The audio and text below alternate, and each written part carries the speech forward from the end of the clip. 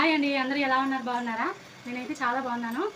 మాకైతే చెన్నైలో అయితే ఫుల్‌గా వర్షాలు పడుతున్నాయి. అట్లాగే అసలు ఎండ అనేది ఒక 5 డేస్ నుంచి అయితే కనిపియట్లేదు. మీరున్న దగ్గర కూడా అలాగే ఉందా? కామెంట్ చేయండి.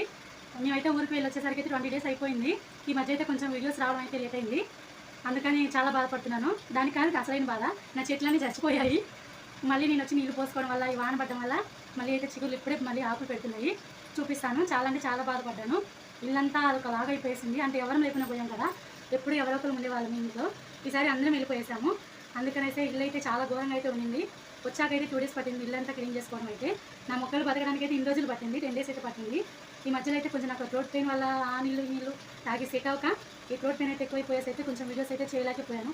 ఎప్పుడు చూసినా ఏదో ఒకటి బాగలేదని చెప్తావు ఎందుకని అనుకుంటారేమో. అంటే నాకున్న ఇష్యూస్ నా ఫ్యామిలీ అని మీతో పంచుకోవాలని చెప్తున్నాను. అంతేగాని మీరేదో నా ఇష్యూస్, నా బాధలు లేని కూడా ఉన్నవి అని చెప్తే మీరేదో లైక్ చేసి సబ్స్క్రైబ్ చేస్తారని కాదు.